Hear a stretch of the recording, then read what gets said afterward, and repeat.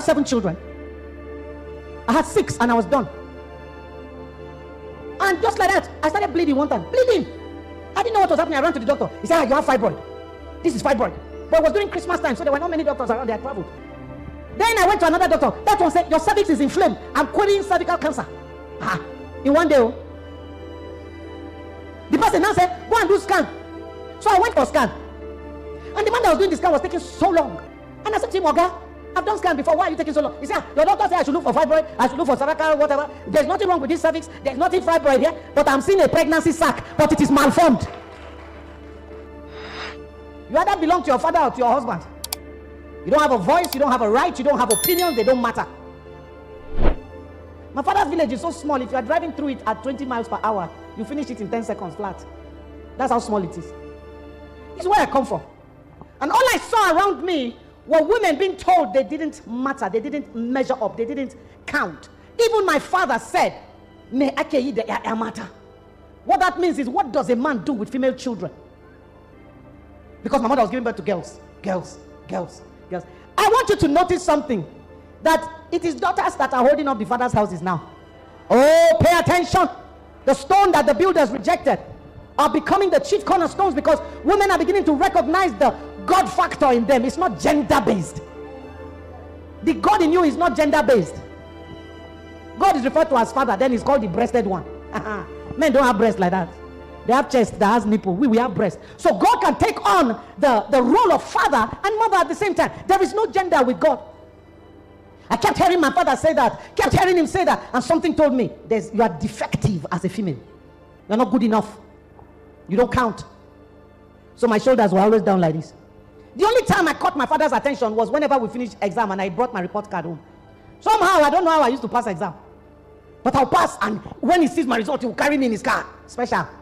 That's the only time I enter the car, only me and him. Take me around to all his friends and be boasting, showing them the report card. That will only last 3 days. After that, go back to square one. May I carry the matter?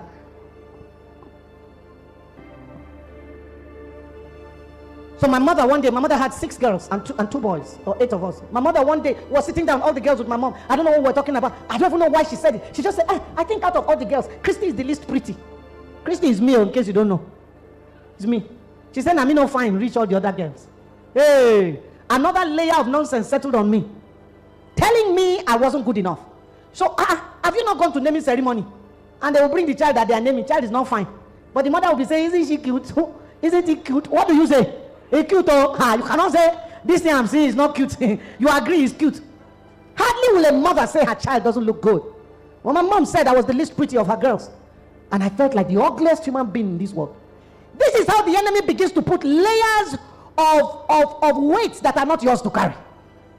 My mother doesn't think I'm beautiful, but the man that married me thinks I'm beautiful. Beauty is in the eye of the beholder. Why will my mother be the one defining me? I'd rather look at the one who say, oh, you are beautiful. In fact, when I was a teenager, any boy that came to ask me, will you be my girlfriend? I'll ask him, are you blind? Mama went born me say, I no fine. What do you see? You cannot allow a voice that does not carry God to be the one speaking over you. Women of destiny. There's destiny attached to you. And guess what? It is never too late with God. I don't care how far gone you are the one saying to yourself, I'm already 70 years old. Let me ask you, do you know the person with the Guinness World Book of Records? I mean, World Guinness Book of Records. I don't even care how they are saying it. But Guinness record. Do you know the person with the one that has the record for graduating as the oldest medical doctor on earth? Do you know how old he was when he graduated as a doctor? Baba was 70 years old when he got up and said he's going to medical school. They say, Baba, you did not go and look for a course that is 3 years so that 73 you'll be done. You're almost dead. He said, well, right now I have O-level certificate. If I go and I'm still alive in 6 years, I would either be a 76-year-old medical doctor or 76-year-old school certificate holder. Baba went to school and survived, graduated, and is practicing as a medical doctor. He's the oldest, 76 years. Who told you your cells are dead because you are 40? So I have 7 children. I had 6 and I was done. And just like that, I started bleeding one time. Bleeding. I didn't know what was happening. I ran to the doctor. He said, you have fibroid. This is fibroid. But it was during Christmas time, so there were not many doctors around. They had traveled. Then I went to another doctor. That one said, your cervix is inflamed. I'm querying cervical cancer. In one day. The person now said, go and do scan. So I went for scan. And the man that was doing the scan was taking so long. And I said to him, Oga, I've done scan before. Why are you taking so long? He said, your doctor said I should look for fibroid, I should look for cervical, whatever. There's nothing wrong with this cervix. There's nothing fibroid here. But I'm seeing a pregnancy sac, but it is malformed. Three diagnoses in one day. Say it's a malformed pregnancy sac. If I can see the pregnancy sac, I'm supposed to see the baby, but there's no baby inside. It's empty. I left that place. I was crying. I went home. I said to my husband, look at what they're telling me in one day. Immediately I said it. He said, we're having another baby. I said, look at you. Are you not ashamed? See how old we are. What are we doing with another baby? We have 6 already. He said, if you agree, Seth, we'll do another one after this one. I was so angry. I was crying. He was laughing. He said, that's my retirement benefit. There's a baby in your womb. May God surround you with people who speak the right words. Who will not join you even when you are faithless. Who will speak faith. In the face, Bible says Abraham believed, he hoped against hope. Believed against belief. So, I went to the doctor the next day. Another doctor now. He also did a scan. He said, Christy, they are correct though. This pregnancy sac is empty. Something is wrong. He said, let me flush you out because I don't want something to be mimicking pregnancy, but it is actually a cancer. Immediately he said, let me flush you out. I didn't want to have a baby. I was crying. I said, God, I don't need child. There are so many women that don't have. Go and give them. My house is already full of children. Immediately that man said, let me flush you out. I heard the Lord. He said, one word, no. You better tune your ear to the Holy Spirit. If you are a woman of destiny, one of the ways you arise is to sharpen your ear to hear the voice of the Spirit so you don't take decisions that will alter destinies. He said, no. So I said to the doctor, let's wait a little. He said, Christy, look at how you have been bleeding. I said, I've been bleeding like this for 6 weeks. It has not killed me. A few more days won't kill me. Now, the bleeding is not drops of blood, though. I'm talking huge blood clots falling out of my body. So we left. I got home that day. And that day, for me to arise, I needed to run to the Word of God. I took my Bible. One of the disadvantages of this Bible inside something, cannot open pages. I took my paper Bible. I was just opening the page. I said, God, what is going on? Paul said, I fight not as one that beats the air. Help me. Let me know. They've told me 3 different things before. Show me what is going on so I'll know how to fight. And I was opening my Bible. The thing fell open at Ecclesiastes. And I saw the verse. I've read it many times, but it never meant anything until that day. He said, how I formed the bones of a baby in a woman's womb, nobody knows. Hey, I knew I was pregnant. I said, okay, Lord, if you're the one that forms the bones, show them. Let them see it and stop telling me another story. So I went back to the hospital and they did another type of scan. This time, the moment the probe touched my body, something was jumping in my belly, jumping. And the doctor said, I've been an ultrasound doctor for 20 years. I've never seen an embryo active like this at this stage. I said, you people wanted to flush her out yesterday. She's telling you I'm here. Oh, don't say you didn't see me. May God give you that kind of courage. When people are saying nay, you are saying yay. I have heard from the Lord, He say yay. You can say all the nay you want. The doctor said, when you give birth to this child, I want to see this child. She stayed there as I was bleeding. So I want to speak to some of you who take in and then you see blood and you start saying, oh, the baby is gone. Baby is flesh, not blood. When you see that blood, decree, we shall not cast our young. This is blood, my baby is flesh. Blood, when you finish dropping, you will leave my baby where he's supposed to be. You need to that's how to arise. A Christian that does not open their mouth to counter the enemy will lose every battle, no matter how much victory God has brought. If you will not open your mouth and speak, you will lose even the blessings that God has already dropped on your lap.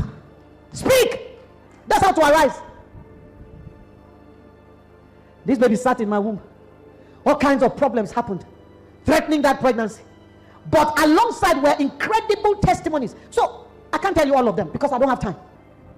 But it's that girl's pregnancy that allowed me to fly business class, first class for the first time in my life. Yes, so because Oga was looking for retirement benefit. So I was being pampered. But it was more than pampering. My left hip hooked. I couldn't walk. He now said, come and be going to the US because I don't want this leg to hook here. And then they'll tell me you are paralyzed. He said, but you cannot travel economy like this. May God bring problem that will bring you good.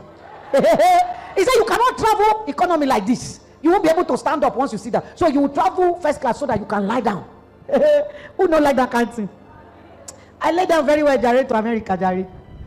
And I cannot tell you all the testimonies. But when that child was born, I said to the Lord, why would you give me a child?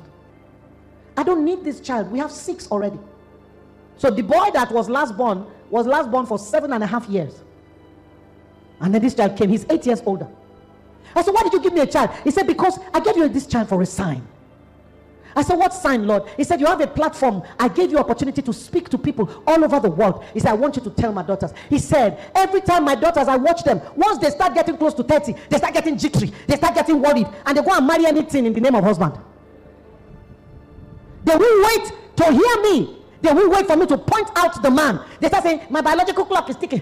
He said, I want you to tell my daughters that I'm not only the God of the 20s, I'm the God of the 30s, I'm the God of the 40s, I'm the God of the 50s, and if she dares believe me, I'm the God of the 60s. He said, that's why I gave you this baby. I had that baby when I was 40 years old. 40. So I took the baby. I said, well, Lord, you will show me what to do. When she was about 8 months old, I went to minister in Kafanchan, in Prophet Imakure's church.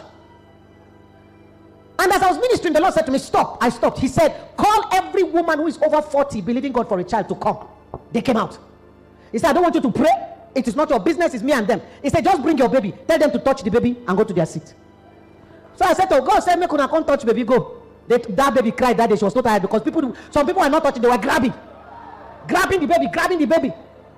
But let me tell you one testimony from that meeting.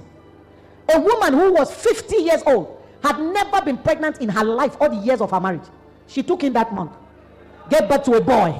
She calls him Reverend Christie's son. His name is a sentence, Reverend Christie's son. But let me shock you. When that boy was 10, she was 60. She said, Reverend Christie said that God said he's not only the God of the 20s or the 30s or the 40s, that if we dare believe him, he's also the God of the 60s. She said, I want another child. She gave birth to another boy at 60. So she has one boy at 50, one boy at 60.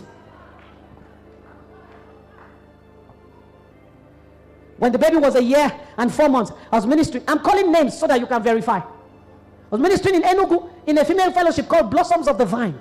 Again, God interrupted me. Asked people who don't have babies, 40 and above, to come out. There were 14 of them. They came out. This was November of that year. And one of them, of the 14, was standing for her sister. Her sister was not there, but she stood for her sister.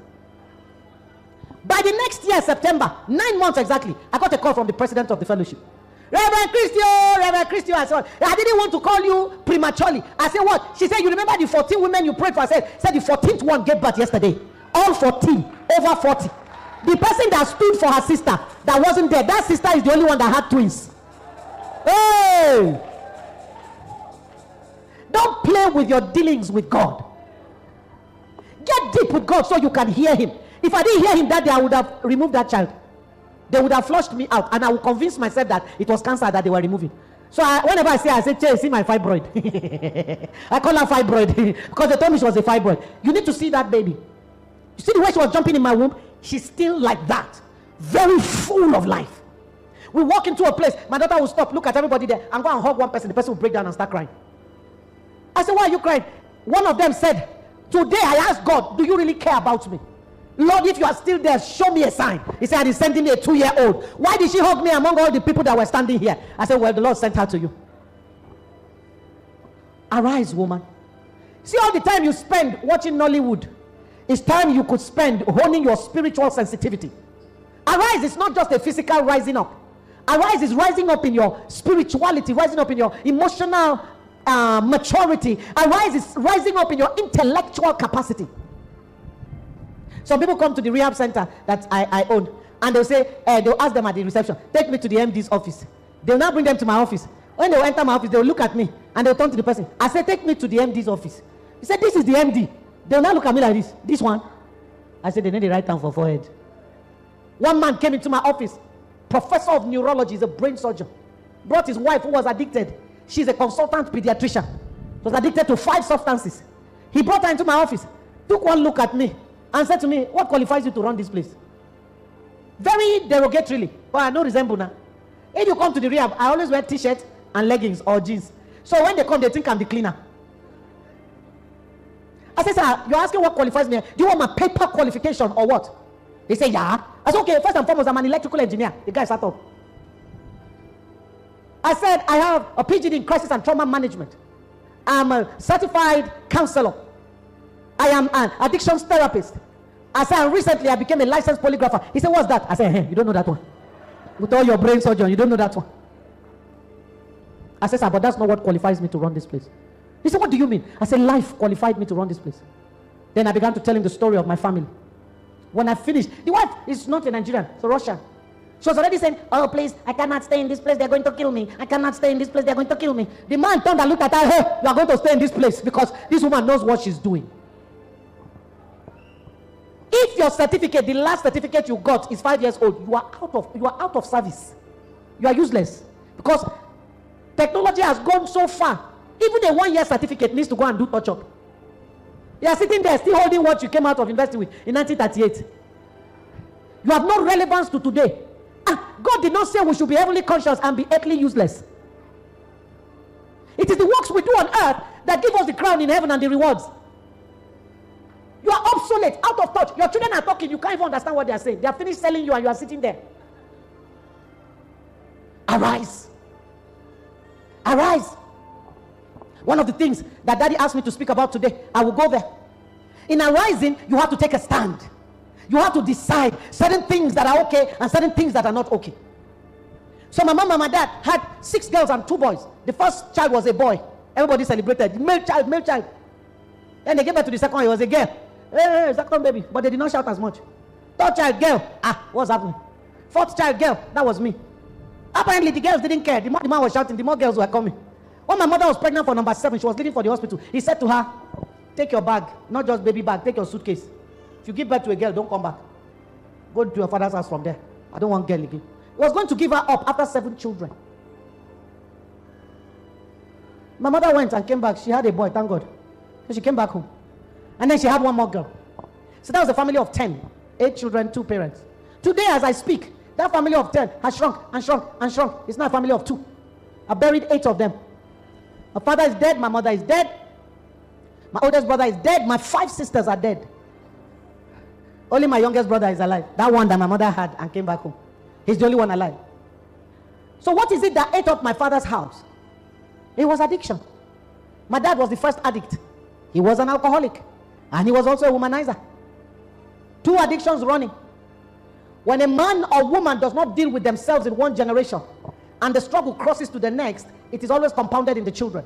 Because the children are seed and the fathers are fruit. Sorry, the fathers are seed, the children are fruit. Fruit is always multiplied over seed.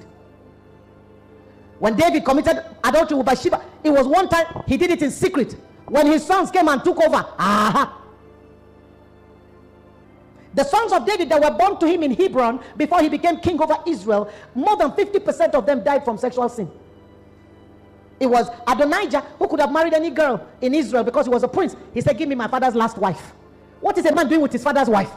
And he paid for that desire with his life. Amnon could have married his half-sister Tamar because the culture allowed him to. But he chose to rape her and he paid with his life. Absalom was the one that carried his father's sin to exponential level. The father did it in secret with one woman. Absalom slept with his father's wives on the rooftop. Any man that can maintain erection in public should be feared. I know that sometimes the male body, some things can happen, and then an erection will happen in an inconvenient place.